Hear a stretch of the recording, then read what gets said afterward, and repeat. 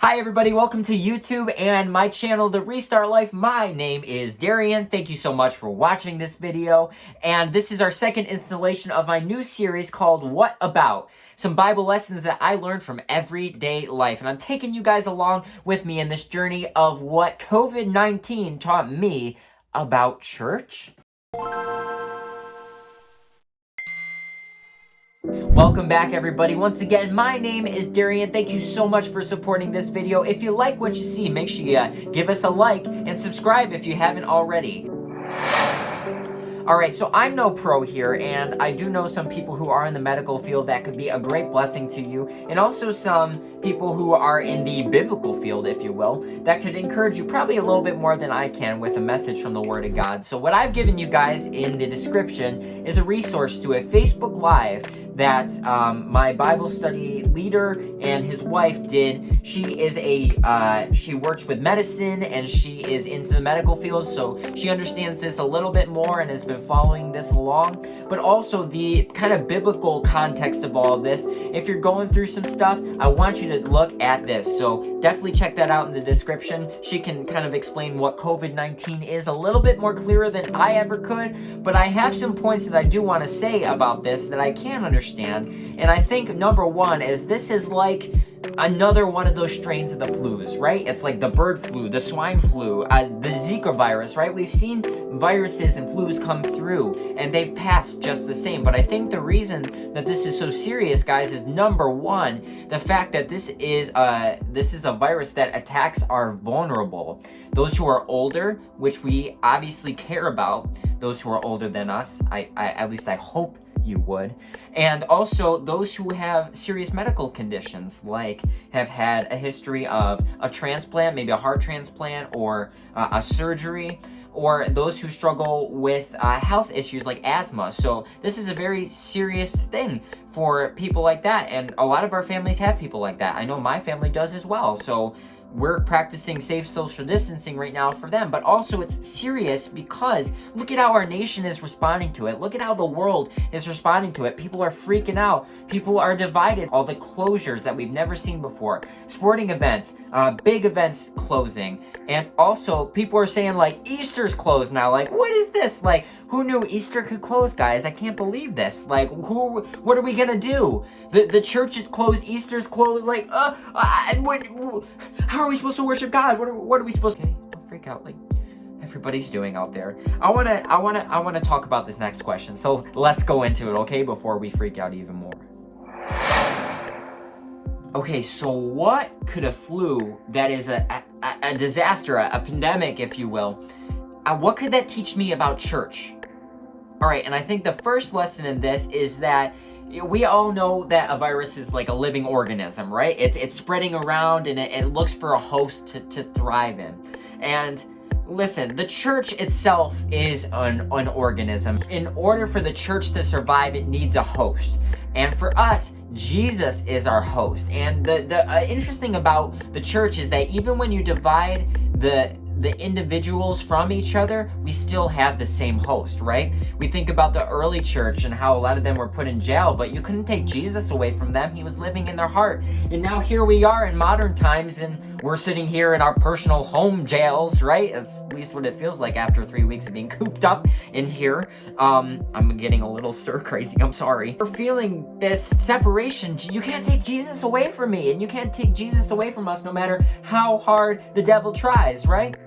So we're still connected to the source, the host, right? But I think it's important to know that the church is an organism, not an organization. So that means that we are the church, not a building. It says in Ephesians 4:15 through 16 in the NLT, instead, we will speak the truth in love, growing in every way more and more like Christ. And listen up, who is the head of his body, the church. He makes the whole body fit together perfectly as each part does its own special work. It helps the other parts grow so the whole body is healthy and growing in love. We are separated right now, and there's such an importance of togetherness and fellowship, and that's an element that unfortunately as we are going online we are missing out on, and I hate it.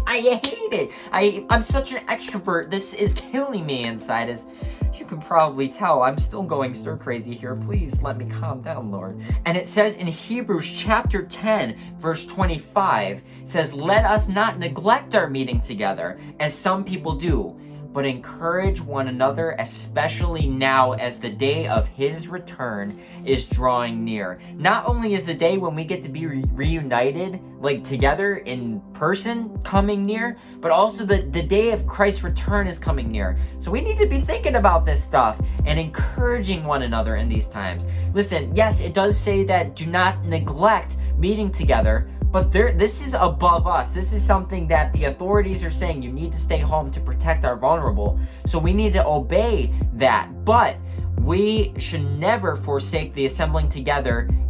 Absolutely. And I think there's still ways that we can do that. And in Ephesians 4, it says we all have a role to play, especially in this time. So, though we may be separate in this time, it does not excuse us as individuals, as the church, as an individual, to be excused from what we're supposed to be doing. Now, I think that role that we played before, maybe in our church or for each other, when we're together, is going to look a little bit different. So, I think we just have to simply ask the question, then, how? I know we are missing each other very dearly right now, and we're going to be about to miss another week of church. And this pains us, and we long to be together once again. But there are stuff we can do to rise above these circumstances and do our part. If your gift is to encourage, or you can encourage somebody, do that well. Do that. Text somebody today. If your ability is to teach well or to share a message, then do that over Facebook Live or YouTube Live, or reach out to somebody, teach a message on there. And also, if you're a prayer warrior, if you're into praying and you can do it and come before the Lord, then this is a time where we need you, especially for people on the medical field, people on the front lines, people who are suffering and struggling and lost their jobs, and people who want to commit suicide because they can't stand everything that's going on. We need everybody. All hands in. The church is only going to survive when we stay connected to our host, which is Jesus, and also when we stay connected to one another and do our part. How are you going to get creative today? And how are you going to get the gospel message, the good news, out to this world in a creative way? Those are two things that I have been challenging my viewers and my listeners on a station you can trust, our Lighthouse Radio. I have been reaching out, and I found that God has just called me in this time to reach out on Facebook, through Facebook Live. And it has helped me to reach countless people through devotionals, through prayer times, through music and sermons and YouTube videos, a lot of stuff.